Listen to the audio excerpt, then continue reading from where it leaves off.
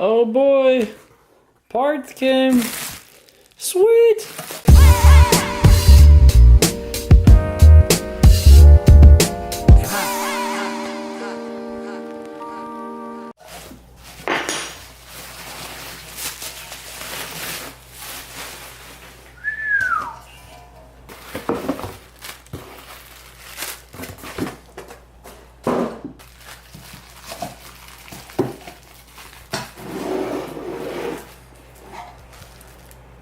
Hey guys, what's up? Check this out. I ordered this online. I've built my own catch cans in the past, but it was $40 on eBay. I couldn't really pass it up. I didn't really feel like building all this for $40, so I thought, I guess I'd just buy a catch can. I don't really need anything fancy, it just catches oil, you know? So hopefully it fits good on the car. We'll go see how it does. But it looks nice. I would have bought it in black because I would prefer it in black. But then I can't weld on it or make any adjustments or change it if I need to, so I just got it in the raw aluminum color instead. Kind of curious to see if this fits nicely in my battery tray. We'll have to see how it does. So this has to move a little bit, which it will.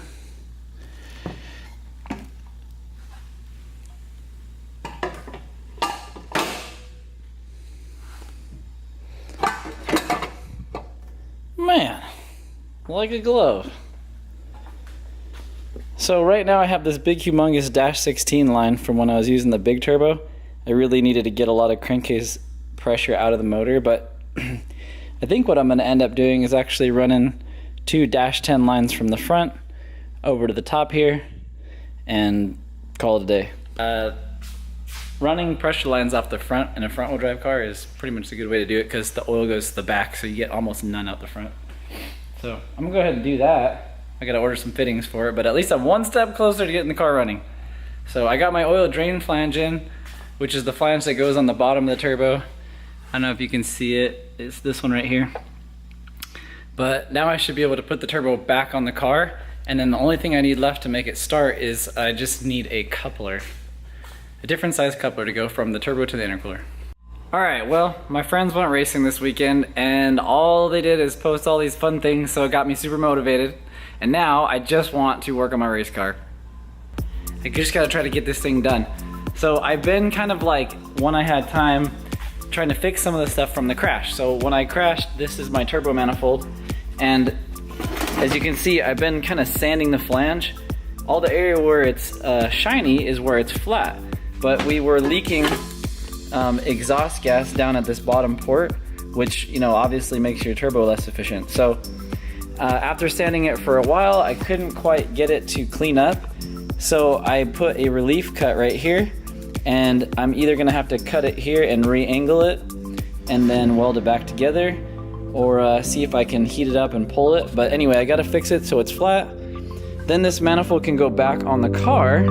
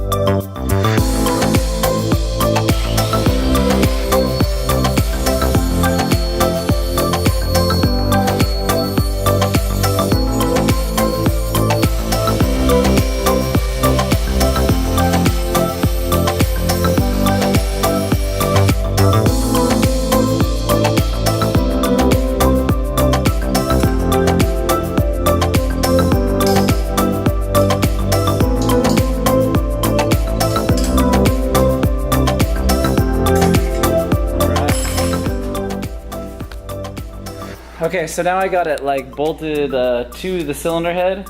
That way I can make sure the flange is completely flat and the placement's good. So check it out. Can you see right down in there?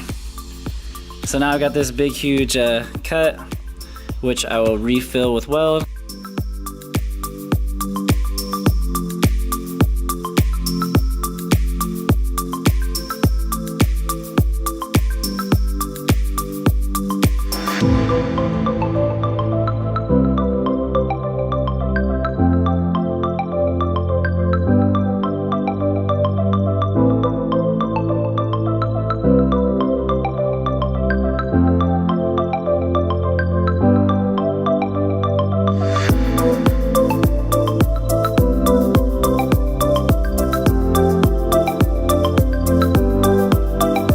Not sure if I really mentioned this before, but I think I did. I was talking about how like sometimes when you're welding like a really thick piece of stainless, you actually have to put gas on the inside of the pipe. They call it back purging.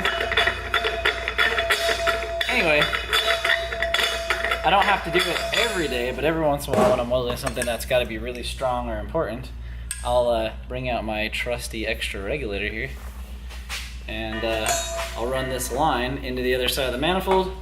That way we got welding gas on both sides and the weld comes out super awesome. Another kind of random thing that you might have around your shop if you're welding a lot is tinfoil, because you can take this and cover up the holes in the manifold where you don't want the gas to leak out of, and then you just put the other gas in and it blocks it off and it doesn't really melt. So it works out pretty good.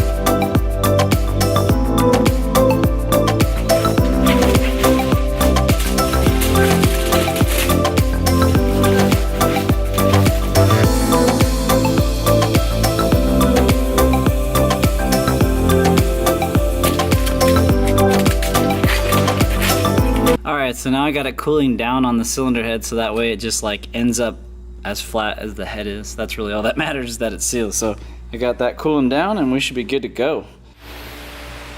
I am full. I ate lunch while I was waiting for that flange to cool off, but it should be pretty cool by now. I'm gonna go ahead and take it over to the sander. I'm gonna make sure it's completely flat and then I can start putting my turbo stuff back together. Alright, so I got all the head bolts back on, everything went tight and good, so we should have no more exhaust manifold leaks. Now I gotta put the wastegate back onto the manifold. I thought I'd show you this thing really quick. This is like an old wastegate top that I welded an extra sensor to. We call this one a wastegate position sensor. It allows me to see how far open the wastegate is at a given boost duty cycle. It can help me quickly and efficiently look for leaks or cracks in a manifold or other problems.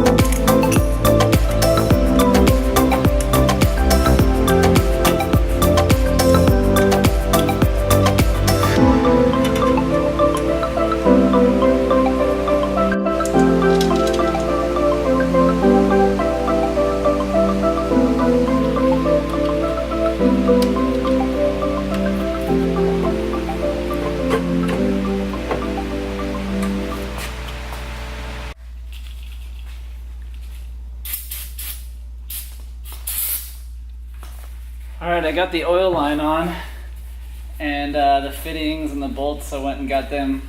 Well, the bolts from Home Depot, the fitting is what came in the mail, but now I'm officially not leaking any freaking oil, which is good. And now that oil can circulate through the turbo, I can actually fire it up and see if the turbo spins and all that. And I can set this turbo up to face the right direction now that I have this bottom line on. You have to kind of clock turbos when you first get them. You want the oil to drain straight through the turbo as much as possible, so the feed line comes like down straight through the top and the return line straight through the bottom, like within like 30 or 40 degrees of center, you know, like you don't want to be too off, otherwise the oil kind of like will sit in that lower section and come out the turbo in a bad way.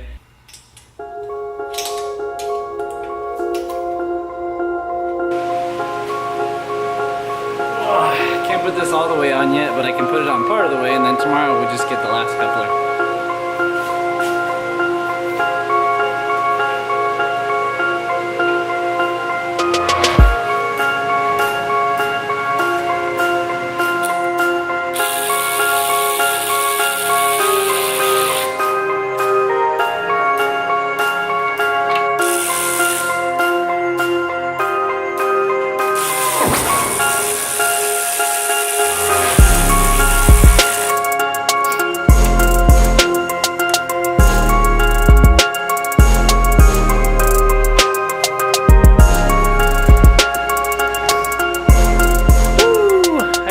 Productive day. Turbo's on. I turned the back of the car on. Anybody curious to see if it starts? Alright, let's see if I can fit in this thing right now. Don't judge me because I have half my interior apart because I am working on fitting things a little bit better inside here. So it's like, it's kind of a ridiculous mess. The dash is on. I don't know if you can see it. Yeah, a little bit. Well, I guess should we see if it starts? Make sure I'm out of gear. Oh boy.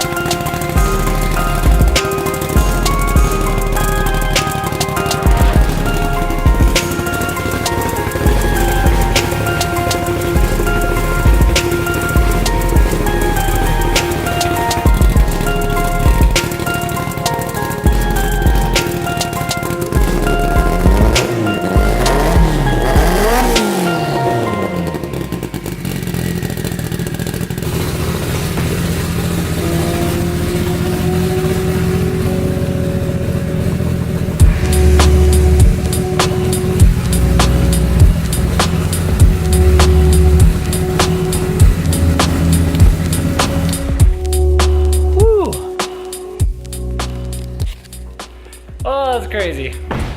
The thing is so loud it like tickles my ears. Probably just because we're in this small building. But that's pretty exciting. Woo, it smells like race gas in here. Who decided to run their race car in like closed doors? Ridiculous. All right, woo.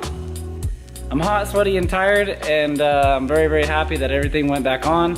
The new turbo seems to be spinning really good. I was pretty happy about that. So, I mean, as long as it makes a boost, I think we could test it out on the dyno. As long as I get through my regular customers tomorrow, I guess we could test that out. But I don't know if you guys noticed, but today is just one day, and I just did an entire video in one day. I guess I just filmed what I was doing today because at the end of the day, I thought maybe you guys want to see shorter clips. The last video was like 20 minutes long, and this one is a little bit shorter. But you can kind of like keep up with me every day as I'm trying really hard to get the car together. I really, really want to take it to a race event. There's one coming up. I don't want to say where or when because I can't handle the pressure. If you guys start commenting and I'm like not ready, I'll start pulling out the little bit of hair I got left. So I'm just gonna keep trying and I'll keep you updated, and I'm gonna do videos as often as I can. Anytime this thing gets anything done, we're just gonna get a video because this is probably the coolest thing I have to work on. And man, I sure miss driving it. I can't wait to go. So anyway, I'm gonna go ahead and end this one for today, and I will see you guys tomorrow.